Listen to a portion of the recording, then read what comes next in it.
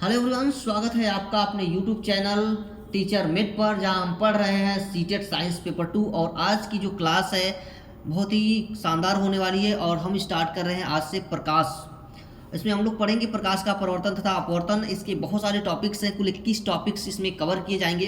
तो देखिए, प्रकाश हम लोग जानेंगे कि प्रकाश होता क्या है, प्रकाश के स्रोत क्या है, ठीक है, प्रकाश का रेखीय संचरण क्या होता है, ये सभी चीज़ें हम लोग जानने वाले हैं। प्रकाश का परावर्तन क्या होता है, परावर्तन के नियम क्या होते हैं, प्रतिबिंब क्या है, गोलीय दर्पण क्या होता है, गोलीय दर्पण के प्रकार पढ़ेंगे, वक्रता केंद्र, वक्रता त्रिज्या, ध्रुव, मुख्य अक्ष, दर्पण का द्वारक, मुख्य फोकस, फोकस दूरी, दर्पण की वक्रता त्रिज्या तथा फोकस दूरी में संबंध, गोलीय दर्पण से बनने वाले प्रतिबिंब को खींचने के नियम, अवतल दर्पण द्वारा प्रतिबिंब का बनना, कंडीशन से अप्लाई है, कुल 6 कंडीशन इसमें अप्लाई होंगे।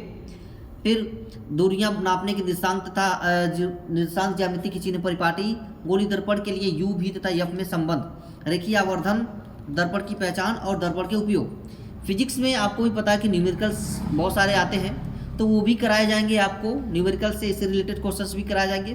तो चलिए शुरुआत करते हैं टॉपिक्स अपनी। और हमारी टॉपिक्स है प्रकाश। तो सबसे पहले हम लोग जानेंगे कि प्रकाश होता क्या है। तो सबसे पहले ये बात ये स्पष्ट है कि प्रकाश कोई वस्तु नहीं है। हम अंधेरे कमरे में रखी वस्तुएं नहीं देख पाते। यहाँ कमरा अंधेरा है और जाएंगे आप, यहाँ से खड़ा होकर आप देखेंगे तो आपको कुछ भी चीज़ें आपको दिखाई नहीं देगी। देखने की कोशिश करेंगे, पूरी तरह से अंधेरा है, चारों तरफ से कैद है आप, दिखाई नहीं देगी। क्यों नहीं दिखाई देगी? क्योंकि वहाँ पर कोई किसी प्रकार की लाइट नहीं है। आँख तो देखने के लिए ही है, लेकिन दिखाई नहीं देती है।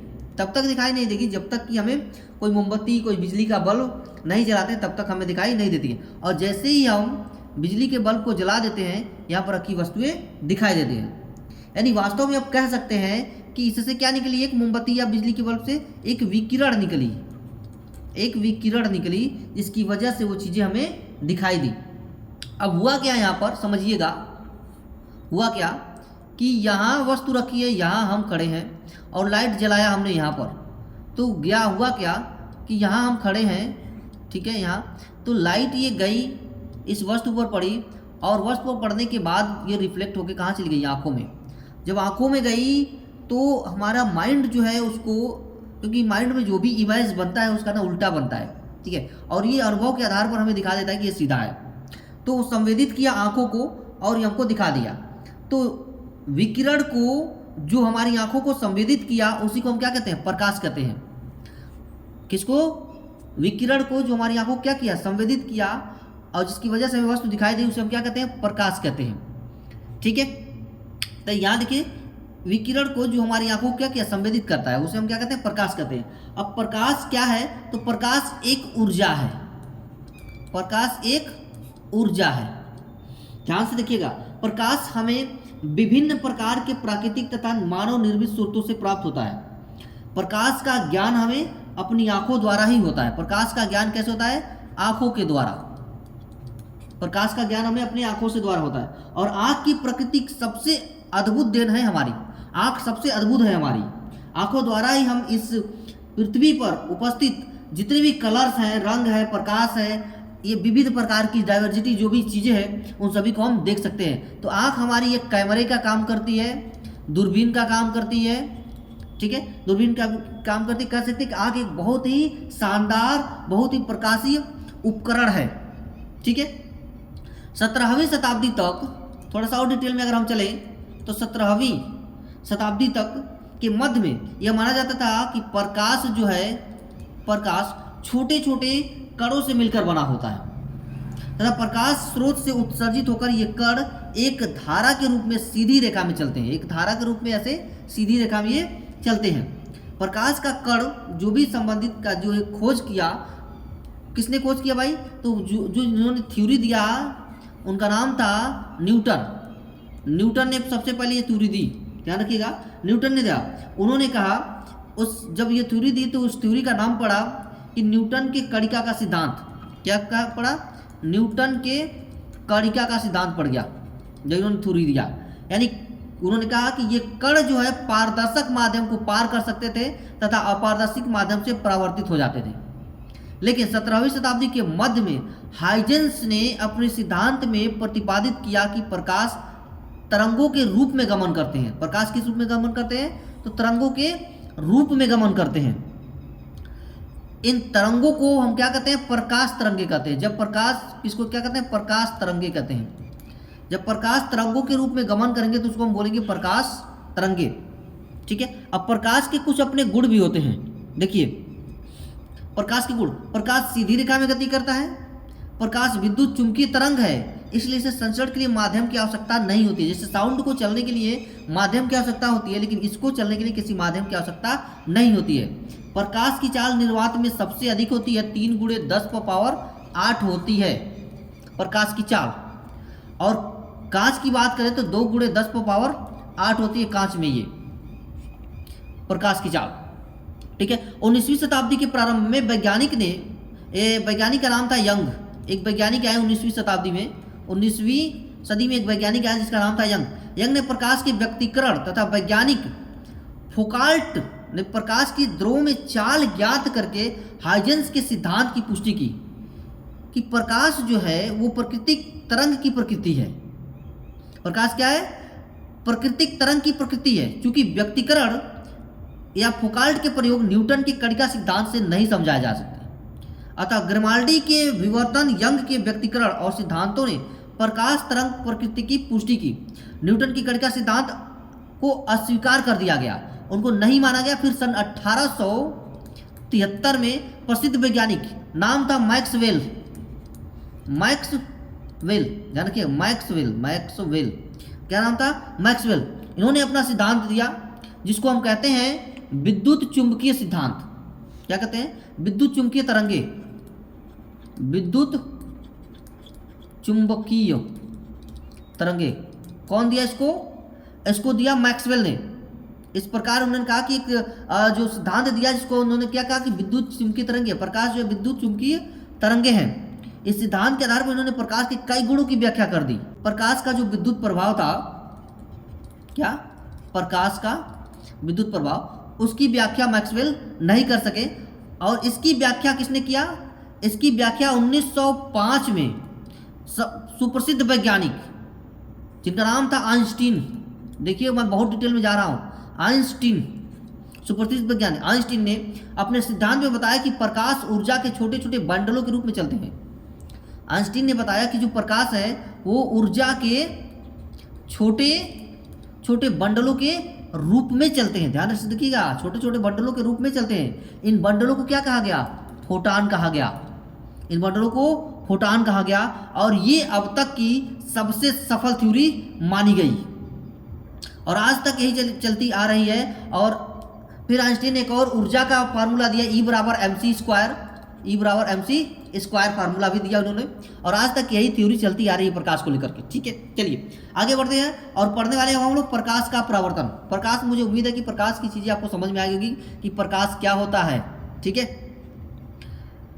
चलिए अब हम लोग पढ़ते हैं प्रकाश का परावर्तन। देखिए जब प्रकाश का परावर्तन, समझिएगा ध्यान से, यहाँ पर जब प्रकाश किसी पालिशदार व चिकने तल पर गिरता है तो उसका अधिकांश भाग वापस लौट आता है। जैसा कि मैंने कहा, आपसे ऊपर बताया कि जब अंधेरे कमरे में गए हम तो हमें कुछ दिखाई नहीं दिया, लेकिन जैसे ही हमने लाइट जलाया, मोमबत्ती जलाई तो हमें कुछ दिखाई दिया। हुआ ऐसा क्या कि यहाँ पर वस्तु पड़ी थी, यहाँ पर हम खड़े थे और यहाँ पर मोमबत्ती जलाया। ठीक है, यहाँ पर मोमबत्ती जला तो मोमबत्ती से प्रकाश गया और रिफ्लेक्ट हुआ, आंखों में आ गया। ठीक है, और हमको वो दिखाई दिया। तो देखिए लिखा क्या है कि जब प्रकाश किसी पालिशदार व चिकने तल पर गिरता है तो उसका अधिकांश भाग वापस लौट आता है। प्रकाश के चिकने तल से टकराकर लौटने की इस प्रक्रिया को हम कहते हैं प्रकाश का परावर्तन। प्रकाश का क्या कहते हैं? परावर्तन। किसे कहते हैं? प्रकाश के चिकने तल से टकराकर लौटने की इस प्रक्रिया को प्रकाश का परावर्तन। अब यहाँ पर एक शीशा ले लीजिए और यहाँ से लाइट जलाइए, लाइट जाएगा यहाँ पर और ये वापस आ जाएगा, तो इसी को कहते हैं प्रकाश का परावर्तन। ठीक है, यानी प्रकाश गया वापस लौट के आ गया, उसको कहते हैं प्रकाश का परावर्तन। अब परावर्तन जो होता है दो प्रकार का होता है, एक नियमित परावर्तन, एक अनियमित परावर्तन। नियमित परावर्तन और अनियमित परावर्तन। अब थोड़ा समझिएगा, नियमित और अनियमित।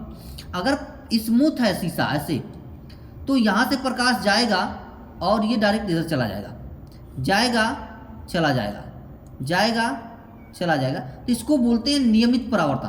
यानी अपने मार्क्स से वो विचलित नहीं होगा। जिस डायरेक्शन से आएगा अगले डायरेक्शन में जब जाएगा ना तो एकदम सीधा वैसे ही जाएगा, रेगुलर इसको बोलते हैं, कहीं मुड़े उड़ेगा नहीं। लेकिन अगर अनियमित की हम बात कर ले यहाँ पर तो ये कुछ खुरदुरा ऐसे रहेंगे सब, ये आएगा इधर जाएगा इधर, आएगा इधर तो जाएगा इधर, आएगा इधर से तो जाएगा इधर से, इधर से आएगा इधर से इधर से। अनियमित इसको बोलते हैं, किसी भी डायरेक्शन में चला जाए वो उसको बोलते हैं अनियमित। लेकिन अगर सीधा आ रहा है सीधा ही निकल जा रहा है तो उसको बोलते हैं नियमित परावर्तन।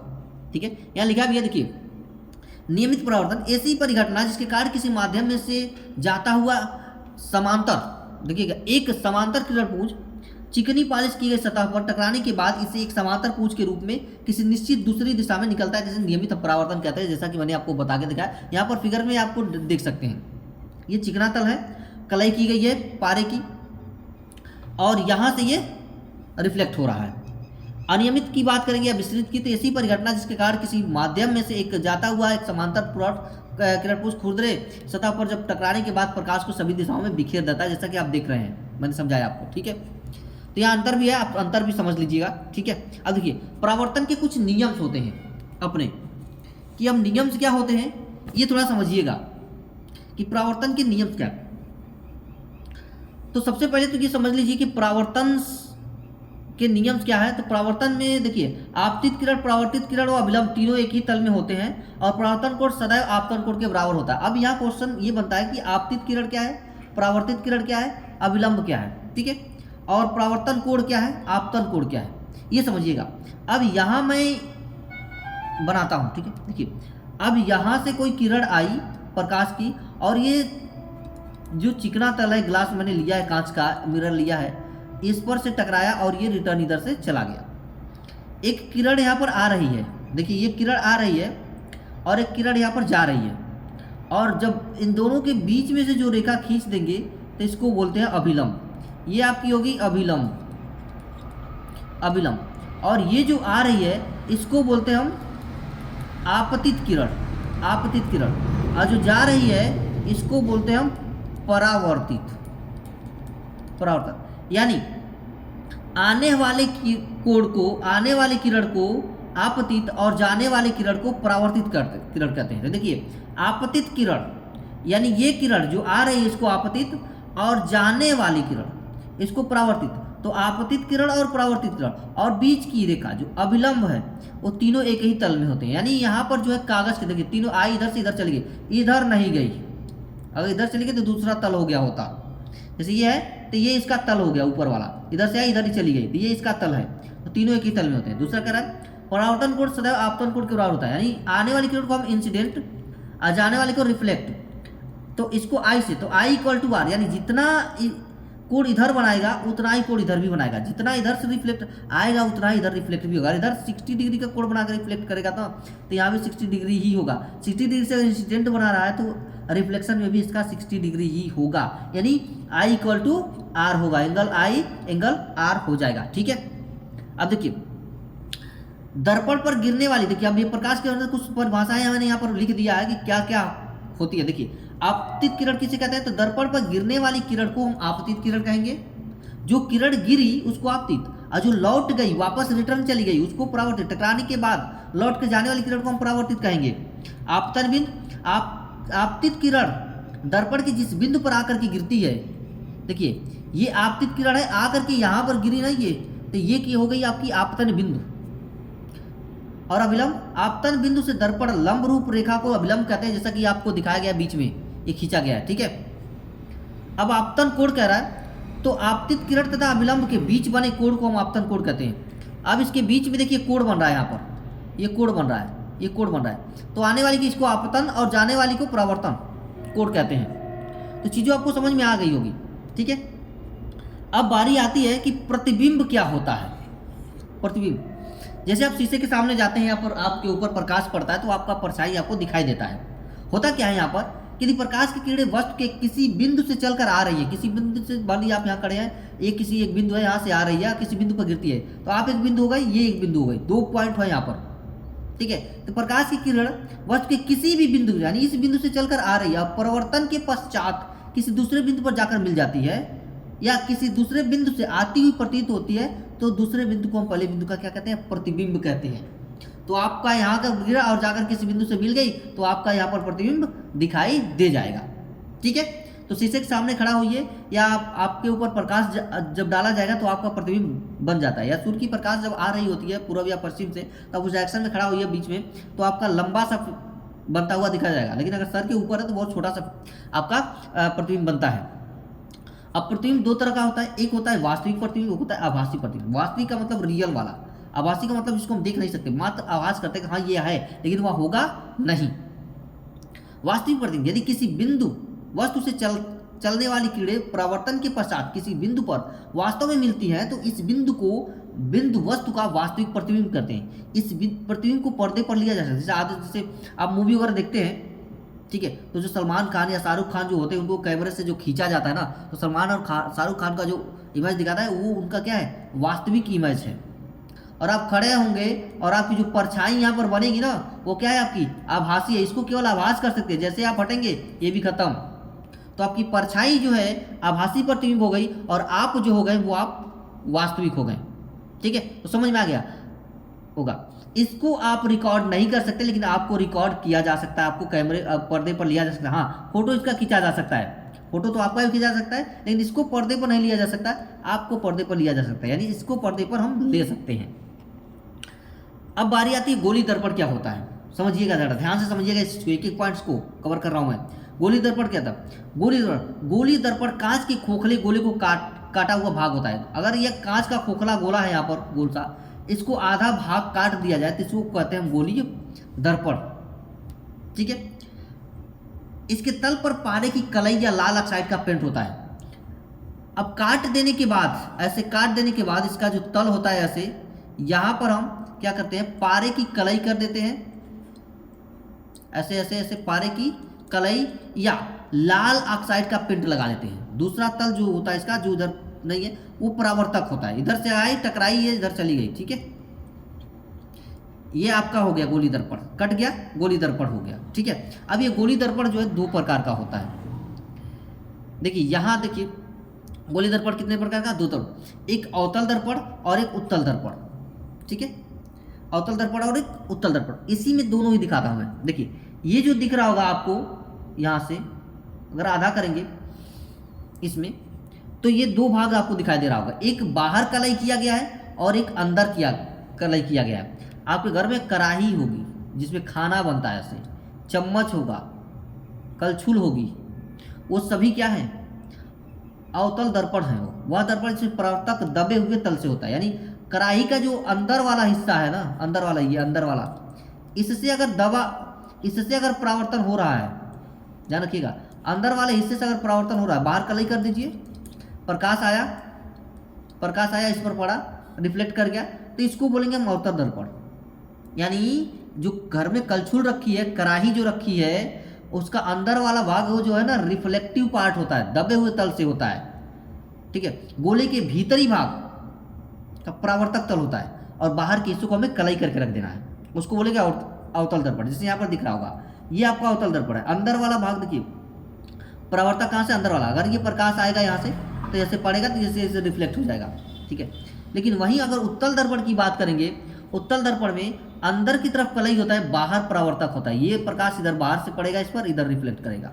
ठीक है, तो इसमें जो परावर्तक यानी कढ़ाई का पेनी जो होगा ये वाला, ये उत्तल दर्पण का काम करेगा, और कढ़ाई का अंदर वाला जो अगर रिफ्लेक्शन हो रहा है तो अवतल दर्पण का काम करेगा। अगर रिफ्लेक्शन कढ़ाई की पेनी से होगी इधर से तो वो आपका उत्तल, और अंदर वाले भाग से अगर होगी तो अवतल।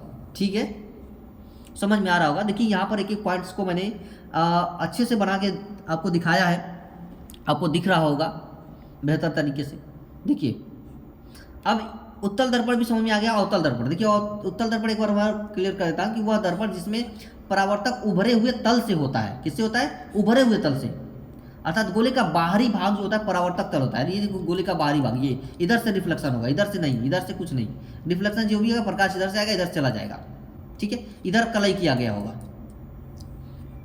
अब गोली दर्पण में बहुत सारी चीज़ें छिपी हुई हैं, उसके अंदर अपने अंदर बहुत सारे परिभाषाएं को समेटे रहे हैं।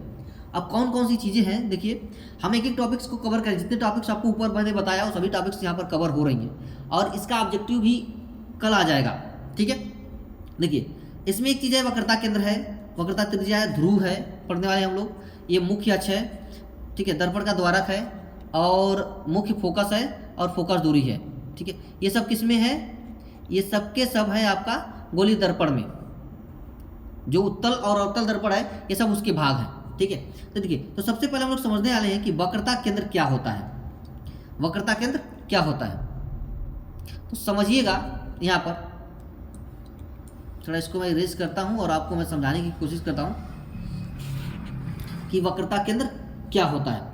अब यहाँ पर हम एक गोला बना लेते हैं, गोला। अब इस गोले का केंद्र जिसका कि दर्पण एक भाग है, गोले को काट दीजिए यहाँ से, बीच से गोले को काटेंगे तो गोला हो गया अलग, ऐसे गोला हो गया अलग। दो पार्ट में बांट दीजिए इस गोले को। गोले को मैंने काट करके क्या किया, दो पार्ट में ऐसे डिवाइड कर दिया।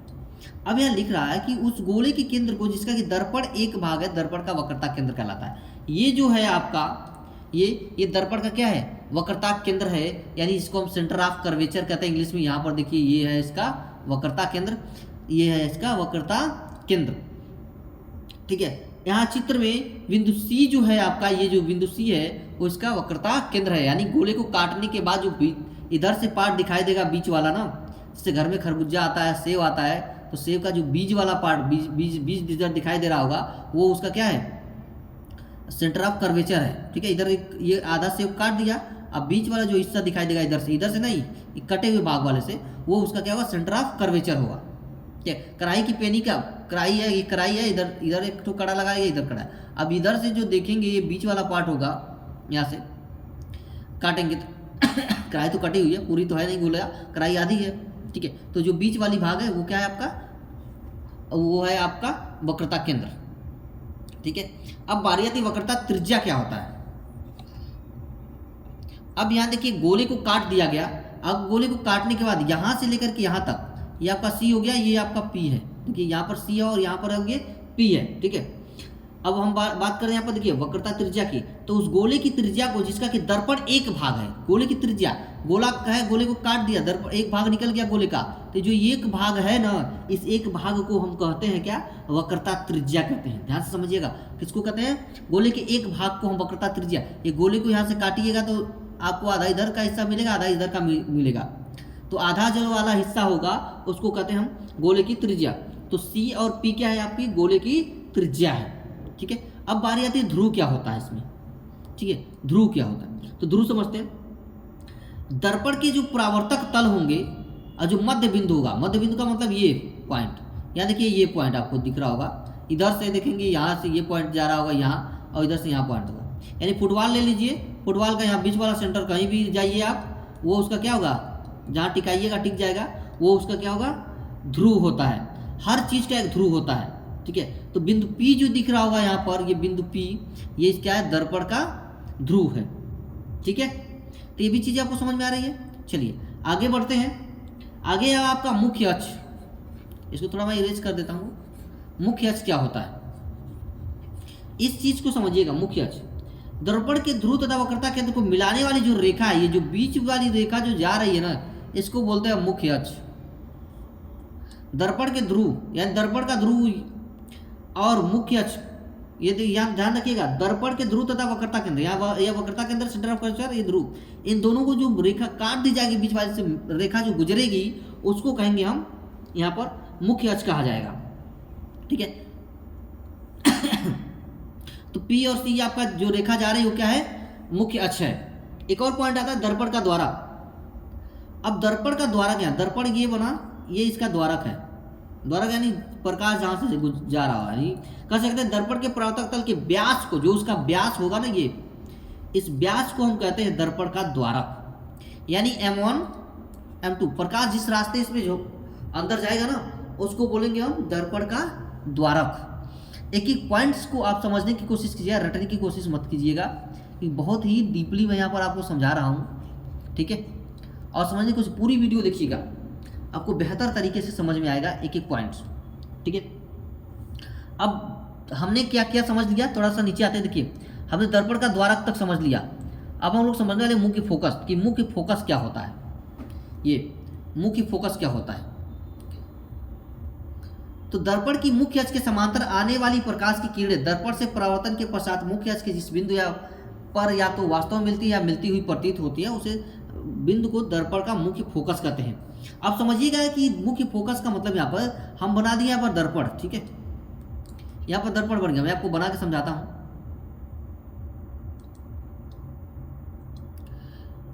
ये आपका हो गया दर्पण। अब प्रकाश चल के यहाँ से आ रही है, ठीक है, प्रकाश चल के यहाँ से आ रही है, ऐसे प्रकाश चल के यहाँ से आ रही है। अब प्रकाश आएगी तो रिटर्न भी होगी। प्रकाश आएगी तो ऐसा थोड़ी कि आएगी तो इसमें इधर चली जाएगी, क्योंकि बाहर क्या किया गया है, कलई किया गया, इधर सब कलई किया गया है। अब कलई किसका है, लाल ऑक्साइड पेंट ऑक्साइड पारे का या लाल ऑक्साइड की यहाँ पर पेंट किया गया है। अब जो यहाँ पर पेंट किया गया है, तो मैंने कहा कि दर्पण की मुख्य अक्ष के समांतर, ये दर्पण हो गया, इसके मुख्य अक्ष के समांतर आने वाली प्रकाश की किरणें दर्पण से परावर्तन के पश्चात, देखिए परावर्तन के पश्चात मतलब रिफ्लेक्शन के पश्चात मुख्य अक्ष के जिस बिंदु पर या तो वास्तव मिलती है, मिलती हुई प्रतीत होती है, तो ये सभी किरणें आकर के यहाँ पर एक जगह पर क्या होंगी, सभी यहाँ पर मिल जाएंगी, सभी यहाँ पर मिलेंगी, ठीक है। यहाँ पर क्या होंगी, यहाँ पर मिलने वाली हैं, तो इसी को कहते हैं हम मुख्य फोकस। जहाँ पर सभी किरणें रिफ्लेक्ट करके एक जगह पर जब मिलेंगी तो उसी को कहते हैं हम मुख्य फोकस कहते हैं, ठीक है। अब अगर इसको देखें द्वितीय वाले में पार्ट में, इसको ऐसे खींचें। अब प्रकाश अगर इधर से आए, देखिए इसमें वास्तव में मिलेगी, इसमें जो है वास्तव में मिलती है, वास्तव में मिलती है, लेकिन यहाँ अगर देखेंगे तो ऐसा लगेगा, देखिए ये लग रहा है कि प्रकाश इधर आया और ये चला गया इधर, इधर से भी ये आया और ये इधर चला गया, इधर से ये आया और ये तो आया तो जिस रास्ते गया उसी रास्ते इधर रिटर्न हो गया, और ये इधर से आकर के इधर चला गया, इधर से आकर के ये इधर चला गया। अब यहाँ पर एक लंब डालेंगे, अगर इसको ऐसे लेके जाएंगे आगे सॉरी, तो यहाँ से ऐसा लगेगा कि ये पीछे अगर बढ़ाएंगे यहाँ पर बैक साइड में तो यहाँ पर ये मिलेगा, इसको भी बढ़ाएंगे तो यहाँ पर जाके मिलेगा, इसको भी बढ़ाएंगे तो यहाँ पर मिलेगा, इसको भी बढ़ाएंगे तो यहाँ पर मिलेगा, ठीक है। तो ये आप देखिए ध्यान से देखिएगा यहाँ पर, ठीक है। तो ये जो है आपका यहाँ से ये इधर फोकस यहाँ पर ये हो गया और ये इसका सेंटर ऑफ कर्वेचर हो गया पूरा, इसको मिलाएंगे तो, ठीक है, समझ में आया ना। तो ये चीज़ आपको समझ आ गई। तो यह दर्पण का यहाँ पर मुख्य फोकस बन गया। अवतल दर्पण से परावर्तित किरणें यहाँ पर वास्तव में आकर के मिल रही है। अवतल दर्पण है ये आपका अवतल दर्पण, और उत्तल दर्पण में मिलती हुई प्रतीत हो रही है पीछे की साइड में। देखिए उत्तल दर्पण में पीछे की साइड में मिलती हुई प्रतीत हो रही है, लेकिन वही अवतल में वास्तव में मिलती है, ठीक है। अब एक और चीज इसमें समझिएगा कि फोकस दूरी क्या होती है। फोकस दूरी क्या होती है, तो दर्पण का जो ध्रुव है यहाँ पर, ये जो पोल है और जो ये एफ दिख रहा है आपको मुख्य फोकस, इन दोनों के बीच की जो दूरी होगी ना उसको बोलते हैं हम फोकस दूरी। यानी दर्पण के ध्रुव से मुख्य फोकस तक की दूरी को दर्पण की फोकस दूरी कहते हैं। यानी P से लेकर के एफ तक की दूरी, P से लेकर के, यानी यहाँ P था, मिट गया ये, तो यहाँ P था और यहाँ पर आपका एफ था, ठीक है। यहाँ से इसको क्या बोलेंगे हम, दर्पण की फोकस दूरी बोलेंगे, ठीक है। ये इसका दूरी जो है ना यहाँ से ये दूरी इसकी दर्पण की फोकस दूरी कहलाएगी। चलिए समझ में आ गया होगा। देखिए यहाँ पर मैंने फिगर यहाँ पर बना हुआ है, देखिए ये जो है आपकी दोनों दिखा रही हुई, यहाँ पर ये इसका मुख्य फोकस हो गया और यहाँ पर भी ये चीज़ें हो गई, ठीक है। यहाँ पर ये इसका मुख्य फोकस हो गया, ये उसका मुख्य फोकस, ये कनकेव मिरर है, कन्वेक्स मिरर है, ठीक है। तो ये चीज़ें आपको समझ में आ गई होगी। अगर कहीं से डाउट रह जाता है आपके मन में तो आप हमें कमेंट करके पूछ सकते हैं, ठीक है। बाकी चीज़ें मिलते हैं अगले वीडियो में, और अगली वीडियो में हम लोग पढ़ने वाले हैं दर्पण की वक्रता, त्रिज्या तथा फोकस दूरी में संबंध क्या है, ये चीज़ें हम लोग पढ़ने वाले हैं। तो आज के लिए इतना ही, मिलते हैं फिर लोग नेक्स्ट वीडियो में।